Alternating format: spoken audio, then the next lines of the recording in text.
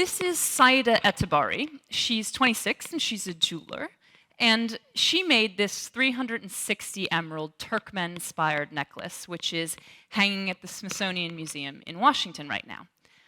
Sida is an Afghan, but she was born in Pakistan in a refugee camp, and she got meningitis when she was very young, so she's been deaf her entire life.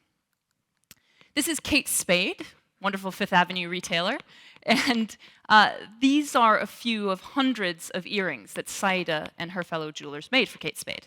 And that group of jewelers is right now producing 10,000 bracelets for a partnership that we're launching in October. That's so exciting, I can't even tell you about it today. What I want to do is tell you how I met Sida, how we got here today, and why Sida is an exception at the moment, but how I think we can change that. So I moved to Afghanistan in 2006. I was a 26-year-old American teacher with this astrophysics degree from some place in the Purple Valley, and I knew nothing about Afghanistan. I had just heard about this job volunteering for an organization called Turquoise about 2 weeks earlier.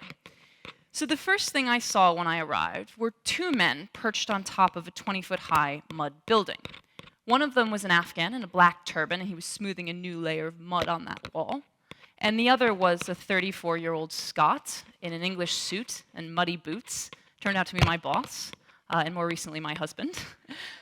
And he had just walked across Afghanistan with his dog.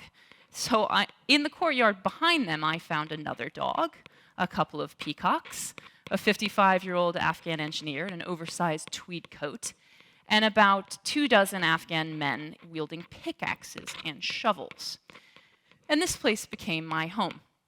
I fell in love with Afghanistan and with this project. So let me tell you what it is that we actually do. We were created by the Prince of Wales to do two things: rebuild the old city of Kabul and rebuild the Afghan traditional craft industry. So we based ourselves here in the heart of the old city in a place called Murad Khani.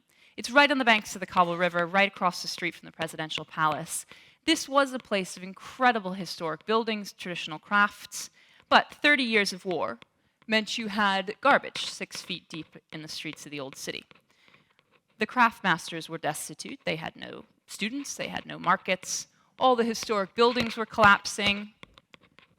The poverty was immense, 1 in 5 children dying before the age of 5. There's no electricity, no water supply, no sanitation, basically raw sewage in the streets. So the first thing we started doing was just cleaning the garbage. We didn't have any big machines, we just used wheelbarrows and shovels. This is before, during, and after. And then we started repairing the buildings. This is before, during, and after. We put in water supply, sanitation, electricity down every street to every house. And we were basically able to offer a job to anyone in this part of the old city who wanted it. And then, in the craft industry, this is Abdul Hadi, who was 72 when we met him, and he was the great lattice woodworker of Afghanistan. He used to work for the king. He was a famous man. People knew his name. But when we met him, he was selling bananas in the bazaar and had been for 15 years. He had no markets. He had no students to whom he could pass on his skills. He was basically finished. So we rounded up all of these retired craft masters. We put them in a room with students and machines, and we started to build ourselves a school. So we started retraining in woodwork, in calligraphy and miniature painting, in ceramics, and in jewelry and gem cutting. Then we realized, the training is great, but it doesn't really matter if they can't sell these things, if they can't get a job. So we started to bring over international designers, eventually. One of those is Britain's Ethical Jeweler of the Year, Pippa Small, and she's been out to Afghanistan 10 times and designed 10 different lines with us. These are some of the Kate Spade earrings again.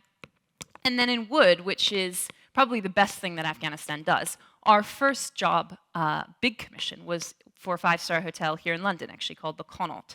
So we created this entire suite of Afghan woodwork. There are other parts of the project that were very unexpected. We did not plan to go into primary education and primary health. In fact, I was really nervous about primary health. But nobody was going to school, nobody was going to doctor, so we started these little programs. And they grew and grew. And the primary school has 200 kids now, half girls and half boys. And the clinic has about 20,000 patients a year, about 75% women and girls. So just to fast forward to where we are now, This is a before picture of the buildings and after. And we've done 110 of these. This is before and after. And this building won a UNESCO award. And we've built in that set of buildings within this neighborhood the Institute for Afghan Arts and Architecture, which trains this next generation of woodworkers, calligraphers, ceramicists, jewelers. They graduate, they set up businesses, and we help them to export. And together they've exported about $5 million worth of high-end, handmade artisanal products. So here we are, back with Sida, who works in these buildings every day. And Sida is one, but she's not the only one. Samira is a 27-year-old calligrapher. She was the Afghan Female Entrepreneur of the Year last year. She exported $100,000 worth of calligraphy and painting to a 5-star hotel in Mecca in Saudi Arabia and employed 50 of her fellow calligraphers doing it. We've more recently started a project in Myanmar, in Burma. This is Ong She, and he created our first 100% handmade in Myanmar gold line of jewelry, which we launched at New York and Paris Fashion Weeks this year. And I'm off to Jordan and Lebanon in 2 weeks to explore working with Syrian artisans. Basically, there are millions upon millions of artisans around the world, and each of them have their own unique traditions. Crafts, in particular luxury crafts, are the most fantastic route to economic development, and in an industry which traditionally employs women. So I've become a complete convert, I'm afraid, from astrophysics to artisans. So who's buying this stuff? Well, it's my mom in Connecticut. It's half the people in this audience. This is, a $50 billion a year global ethical sustainable goods market, and growing every year. It seems to be that all things being equal, design, quality, price, that people are buying handmade, high-end, special. So you've got supply, artisans, you've got growing demand, check. Well, obviously, it's not that easy, or I would be out of a job. So let me explain a few of the issues, a few of the challenges. So let's say a big department store wants to place an order of these earrings. Their payment terms are typically 30 to 40 days after receipt of goods, okay? They place the order with Sida. Sida needs the money up front to buy gold and stones. So what you have is a little project like Turquoise Mountain sitting in the middle, typically carrying 3 to 6 months worth of working capital, of cash flow for every artisan we work with. Can this be fixed? Yes, of course it can, but we haven't fixed it yet. You may ask, who's paying for all of this? Well, it's private philanthropists, it's big donor governments, this is the international development community. And what does the international development community call this? Well, on a good day, they call it the creative industries. On a bad day, or most of the time, they call it basket weaving with a sort of eye roll. The international development community doesn't consider crafts to be a serious sector, when, to my mind, it takes women like Sida and Samira, who are born into one of the most difficult places in the world to be a woman, and has them owning their own businesses. So this is something we can fix also. The international development community can be convinced that this is a serious development prospect, but we haven't fixed it yet. Now, you may then say, okay, forget the donors. If there's supply, if there are buyers, isn't this a good space to invest? You would mostly be right. One issue is that the educational part of this, the training, the institute in our case, is like educational institutions all over the world, the most established ones in the most established countries. They need funding. They're not income generating. They need to continue to fundraise. They need to build endowments. This is totally necessary. So there is a role for the international community in doing this sort of training. But then up and down the value chain, there are opportunities to invest in the artisan businesses themselves, in retailers who are sourcing this type of product.